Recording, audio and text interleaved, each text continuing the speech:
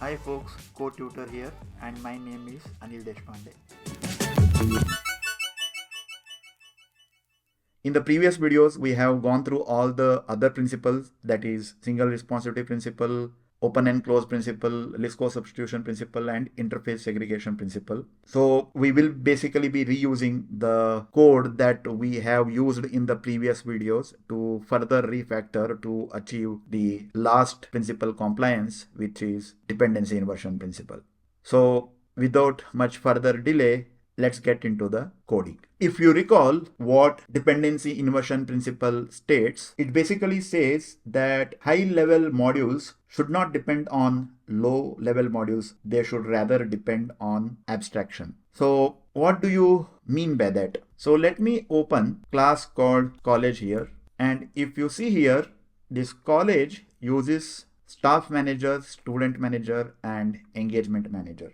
Let's go through the student manager, which is a concrete class. It is not an abstraction. It is not an abstract class, or it is not a interface. And that is a problem. And now further, if you go other things that student manager uses, it uses engagement manager. And what is engagement manager? Once again, it is a concrete class, not an abstraction. It's not an abstract class or an interface. So that is once again a problem. It should be a interface or a abstract class.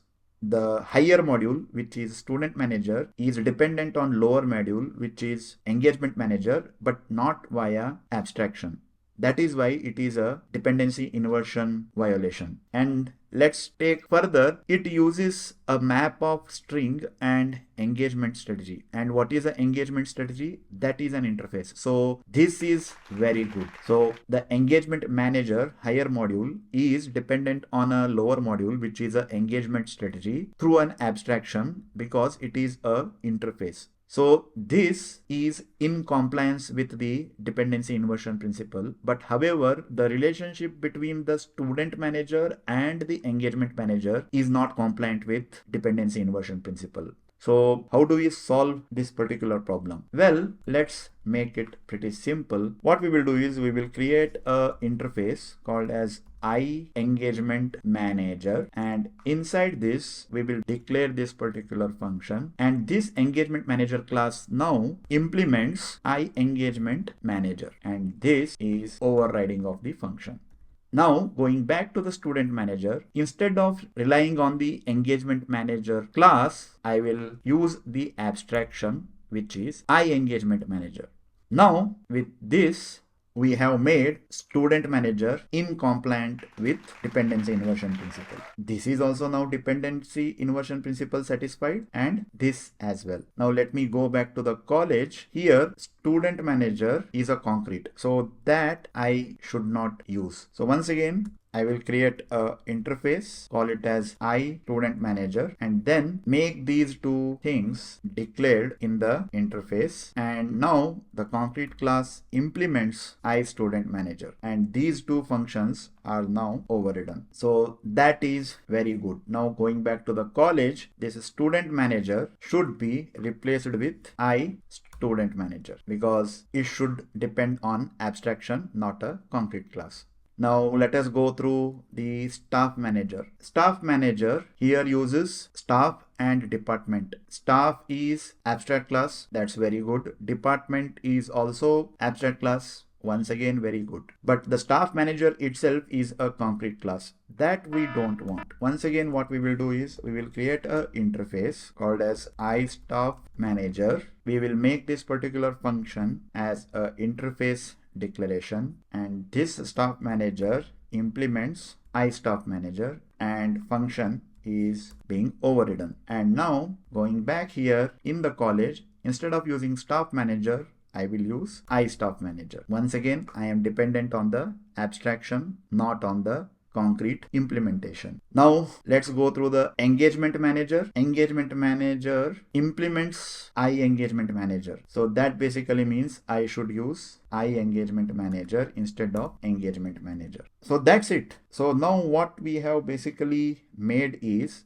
all the managers are actually interfaces, abstractions, and this college class, which is a dependent component, is now dependent on abstraction, all these are interfaces, not concrete classes. And in this way, we have now basically made our code in compliant with dependency inversion principle.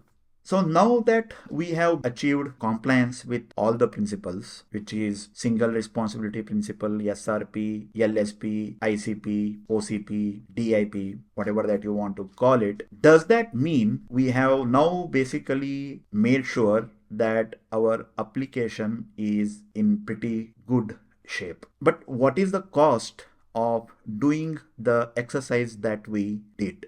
To understand, let us go through what transformation the code has gone through and what is the cost that we have actually paid, and is it really worth paying this particular cost just to satisfy solid principles. So let's have a look at that first before commenting anything more.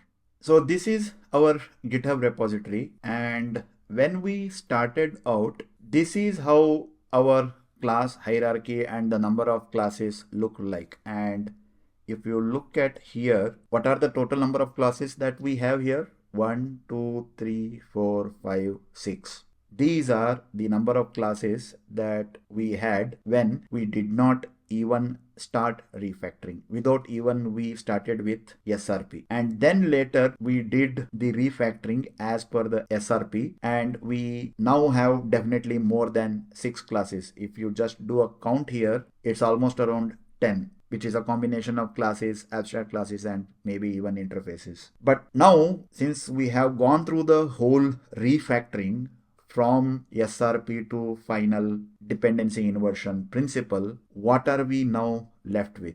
So let me just go back here and change the branch DIP compliance, and if you just come down at the bottom of the documentation, now this is how it looks. I mean, you can actually go through this later, but right now we are left with total 58 classes of combination of classes, interfaces, and abstract class. So we started with 6 classes, but now after doing all the refactoring from SRP to DIP, there are now 27 classes, 15 interfaces, and 5 abstract class. You can go through the documentation to understand what are the class names, what are the interface names, and what are the abstract classes. But one thing is sure, that as we are going through these phases of refactoring, our code is actually becoming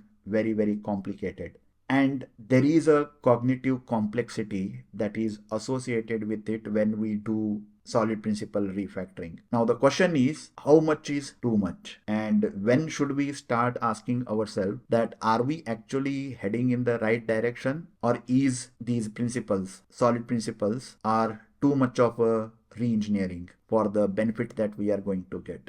So wait for the next video where we will discuss about what is the calibrated, balanced approach that we should take when we want to apply these principles. Thanks for your time. That brings us to the end of this particular video. Don't forget to like, comment, share the video, and subscribe to the channel. Take care. Bye.